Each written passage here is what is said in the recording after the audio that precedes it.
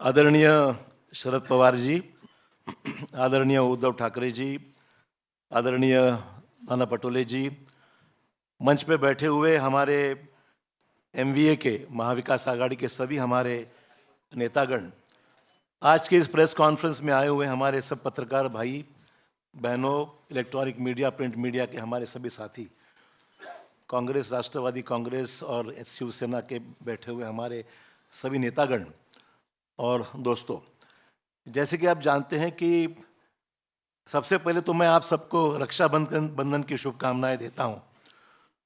और रक्षाबंधन की जिम्मेदारी जैसे हमारी बहन की रक्षा करने की जिम्मेदारी हम पर है, वैसे ही इंडिया की रक्षण करना भी हमारी सबकी जिम्मेदारी है। ये आज का दिन ये महत्वपूर्ण है, ऐसे मैं मानता हूँ।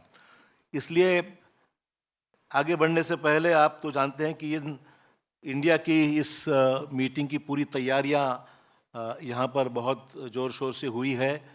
सभी राजनीतिक दल तकरीबन पहले मीटिंग में तकरीबन 26 थे, आज 28 राजनीतिक दल इस गठबंधन में, महागठबंधन में, इंडिया की गठबंधन में आज शामिल हुए हैं। और सभी पार्टीज़ के हमारे साथी बड़े ज़ोर शोर से इस मीटिंग की सक्सेस के लिए काम कर रहे हैं। आपने देखा कि इससे पहले 2 मीटिंग्स हमारी संपन्न हुई और ये तीसरी मीटिंग हमारी होने जा रही है मुंबई में। तो हमारे सबके लिए गर्व की बात है, फ़ख्र की बात है कि आज मुंबई की इस मीटिंग में सभी यहाँ पर मौजूद है। छत्रपति शिवाजी महाराज की ये जन्मभूमि है, संत महात्माओं की ये जन्मभूमि है और शाहू फुले अम्बेडकर की विचारों की ये महाराष्ट्र है। इसीलिए मुंबई में इसकी मीटिंग होना एक अलग महत्व रखता है।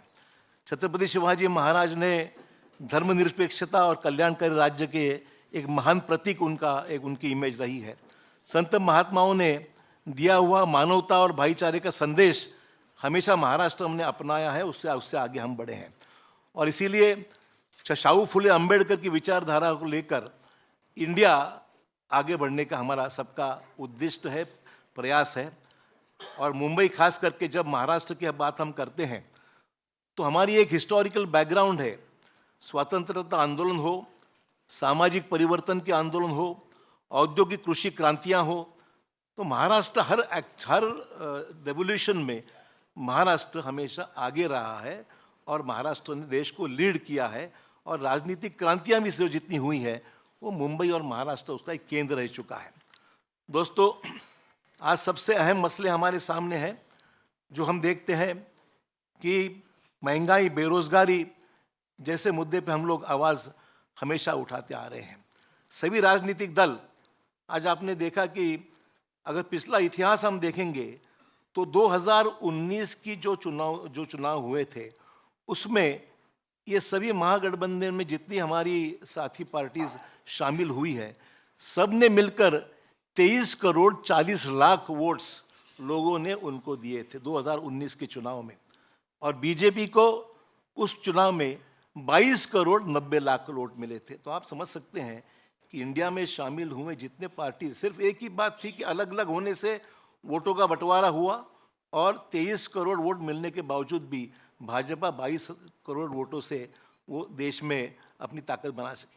आज इंडिया के इस गठबंधन में 11 चीफ मिनिस्टर शामिल हैं, जो बाकी जिन्होंने भाजपा ने तोड़ मरोड़ के सरकार जहां गिराई वो छोड़कर बात कर रहा हूं कि 11 चीफ मिनिस्टर्स हमारी इस गठबंधन में शामिल है।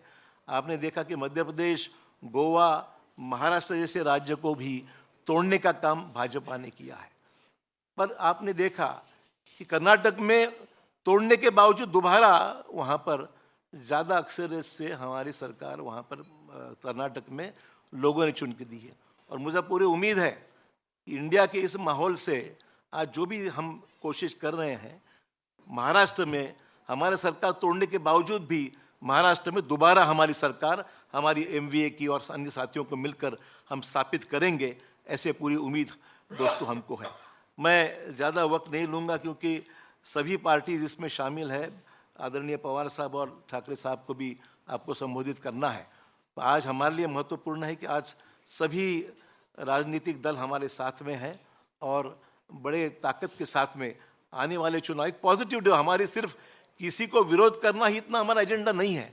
डेवलपमेंटल अलायंस मैं कहूँगा कि इसमें डेवलपमेंट का एजेंडा है, कुछ पॉजिटिव काम करने का एजेंडा है, हमने स्वीकार कर लिए, इसलिए एक छत्र में सब यहाँ पर इकट्ठा हुए हैं। धन्यवाद।